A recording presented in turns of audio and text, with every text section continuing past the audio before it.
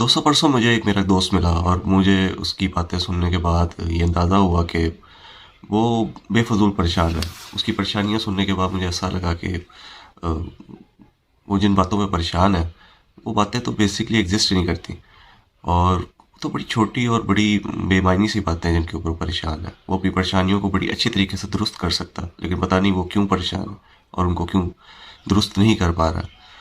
आज की कहानी भी कुछ इसी तरह की है। कहानी सुनने के बाद शायद आप लोगों का अपनी परेशानियों को देखने का जो ज़ाविया है वो इंशाल्लाह ताला तब्दील हो जाएगा। दोस्तों ये कहानी है जीन्स टॉमनिक बॉबी के बारे में। मैं नहीं जानता कि आप लोगों में से किसी ने इसके बारे में सुना हुआ या नहीं सुना हुआ, या किसी ने आज तक इसके बारे में स्टडी की है या नहीं की। लेकिन मुझे लगता है कि शायद काफ़ी लोग ऐसे होंगे जिन्होंने नहीं सुना हुआ होगा और उनको इस शख्स के बारे में सुनना चाहिए। Jean Dominique Bauby basically France का रहने वाला था और ये 1952 में पैदा हुआ। इसने तालीम हासिल की और ये एक बड़ा ही मशहूर सहाफ़ी बना। ये नहायत मेहनती इंसान था और सहाफ़त की मुख्तलिफ मंजिलें तय करने के बाद ये फ्रांस के एक मशहूर फैशन मैगज़ीन एल का एडिटर इन चीफ बन गया, जो कि उस ज़माने में एक बहुत बड़ी बात थी। एडिटर इन चीफ बनना किसी भी फैशन मैगज़ीन का ज़ाहिरी बात है, इस बात की ज़मानत थी कि वो फैशन के बारे में बहुत अच्छी समझ रखता था। वो अपने कैरियर के बूम पे था।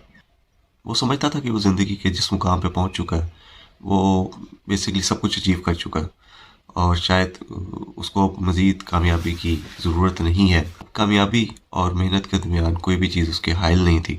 उसकी शादी हो चुकी थी और उसके 2 बच्चे भी थे और वो अपनी बीवी से नहायत मोहब्बत करता था और बच्चों के साथ भी बहुत मोहब्बत करता था और उनके साथ बड़ा अच्छा वक़्त गुज़ारता था। वो हफ़्ते में 5 दिन काम करता था और बाकी दिन अपनी फ़ैमिली के साथ मुख्तलिफ जगहों पे सैर करने जाता था और उसको सैर करने का बहुत शौक़ था। वो बड़े पुरफ़ज़ा मुकामात पे जाता था और वहाँ पे अपनी बीवी बच्चों के साथ खूब एंजॉय करता था। उसको झीलों और नहरों के करीब कैंपिंग करने का बहुत शौक़ था और वो अक्सर अपने बीवी बच्चों के साथ किसी भी अच्छी नहर और किसी भी अच्छी झील के किनारे कैंप लगाता था और रातें वहाँ पे गुजारता था। बॉबी को खाना खाने का भी बहुत शौक़ था और वो मुख्तलिफ रेस्टोरेंट्स में जाता था और खूब दिल भर के खाने ऑर्डर करता था और खाने खाता था।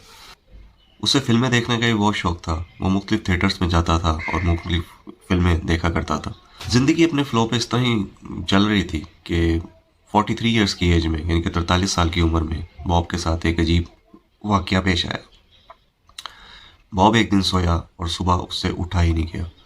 उसके जिस्म ने काम करना छोड़ दिया। बॉब को फ़ौरन अस्पताल ले जाया गया और डॉक्टर्स ने उसका चेकअप किया, लेकिन पता चला कि बॉब तो कोमे में चला गया। डॉक्टर्स ने अपनी तमाम तर कोशिशें शुरू कर दी कि बॉब को किसी न किसी तरह होश में लाया जाए, लेकिन दिन पे दिन गुजरते गए और बॉब होश में ना आ सका। बॉब की हालत कुछ इस तरह की थी जैसे एक सब्जी की होती है। बॉब एक सब्जी बनकर रह गया था। डॉक्टर्स ने खूब मेहनत की, उसकी बीवी ने भी खूब मेहनत की और 20 दिन के बाद बॉब को एक दिन होश आ गया। लेकिन क्या ये होश उसको मुकम्मल आ गया था? नहीं, बॉब को मुकम्मल होश नहीं आ सका। बॉब की कंडीशन कुछ इस तरह की थी कि उसका जहन चल रहा था, लेकिन उसकी बॉडी बिल्कुल भी मूव नहीं कर सकती थी। वो कुछ सूंघ नहीं सकता था, वो कुछ सुन नहीं सकता था, वो कुछ खा नहीं सकता था। डॉक्टर्स उसको मसनूई ग़िज़ा से खाना खिला रहे थे। वो ज़िंदा तो था, लेकिन वो होश में नहीं था। बॉब की हालत इस कदर तशवीशनाक थी कि वो वेंटिलेटर पर था और उसको मशीन के ज़रिए खुराक दी जाती थी। डॉक्टर्स ने जब बॉब की इस बीमारी की तशख़ीस की तो उनको पता लगा कि इसको लॉक इन सिंड्रोम है। ये उस ज़माने में एक बीमारी होती थी जिसके अंदर इंसान का सिर्फ जहन चल रहा होता था, बाकी उसका सारा वजूद पत्थर हो चुका होता था। बॉब ज़ाहिर बात है अब ना हिल सकता था, ना किसी चीज़ को छू सकता था, ना वो कुछ सुन सकता था।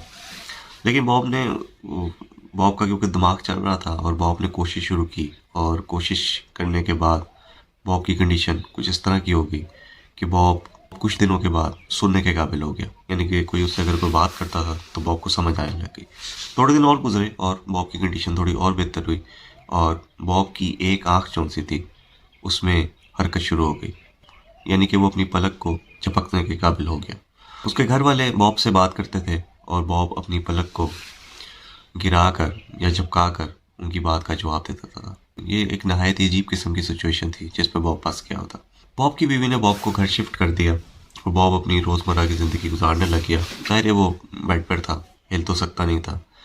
उसकी बीवी उसको मशीन्स के ज़रिए खाना खिला दिया करती थी और उसकी पसंद नापसंद के बारे में पूछने के लिए बॉब से सवाल किया जाता था तो वो पलक झपका कर उस बात का जवाब हाँ या ना में दे देता था। बॉब ने बड़ी कोशिश के बाद अपनी बीवी को समझाया कि वो एक किताब लिखना चाहता। उसकी बीवी बड़ा हैरान हुई कि तुम इस कंडीशन में किताब कैसे लिख सकते हो, लेकिन बॉब बज़िद था कि मैं एक किताब लिखना चाहता हूँ। उसकी बीवी ने कुछ दिन तो उसकी इस बात को बड़े मजाक में लिया, लेकिन एट दी एंड उसको अपने शौहर की बात माननी पड़ी और उसने सोचा कि अब इसके बारे में करना क्या, कैसे बॉब किताब लिख सकता है। उसकी बीवी ने इधर नहायत ही शानदार किस्म का रोल प्ले किया और उसने कहीं ना कहीं से एक बंदा हायर किया जो कि एक टाइपिस्ट था, टाइपराइटर पे काम करता था। वो उसको उठा के घर ले आई, उसके साथ उसको बॉब की सारी कंडीशन बताई और उसके साथ एक मुकायदा किया। उस बंदे का काम यह था कि वो सिर्फ टाइपराइटर पे टाइप करेगा, उसकी बीवी ए से लेकर जेड तक सारी इंग्लिश बोला करेगी, अल्फ़ाबेट्स बोला करेगी। बॉब जिस अल्फ़ाबेट के ऊपर अपनी पलक को झपका दिया करेगा, उस अल्फ़ाबेट को टाइप कर दिया जाया करेगा। यह एक नहायत ही पेचीदा काम था, मगर उसकी बीवी भी उसके साथ मिलकर यह काम करने के लिए तैयार थी। इन दोनों मियाँ बीवी ने और उस टाइपराइटर ने मिलकर इस कहानी का आगाज़ किया और किताब को लिखना शुरू कर दिया। इन लोगों का मामूल था कि रोज़ाना 4 घंटे के लिए सिटिंग करते होते थे।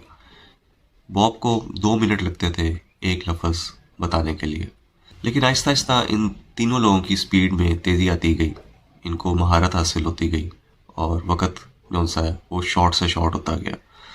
बॉब बड़ी तेज़ी से लफ्ज़ पे लफ्ज़ लिखवाता चला गया और उसकी बीवी बड़ी तेज़ी से तमाम अल्फ़ाबेट्स को बोलती जाती थी। बॉब पलक पे पलक झपकता जाता था। इसी तरह फ़िक्रा बनता था, उसके बाद उस फ़िक्रे के और कई फ़िक्रों को जोड़ के एक जुमला बनता था। ये तमाम सिलसिला 1 साल तक जारी रहा। इन लोगों ने शदीद मेहनत की और एक दिन आया कि बॉब ने ये किताब लिख दी। उसकी बीवी ने बहुत जल्द इस किताब को छपवाया और इसका पहला एडिशन 1997 में मार्केट में आ गया। उस ज़माने में ये दुनिया की वाहिद किताब थी जो किसी पेन से नहीं लिखी गई थी, बल्कि एक पलक के झपकने से लिखी गई थी। पूरी दुनिया इस किताब के शाये होने पर हैरान हो चुकी थी। सब दंग रह गए थे कि ये एक शख्स ने क्या कर दिया।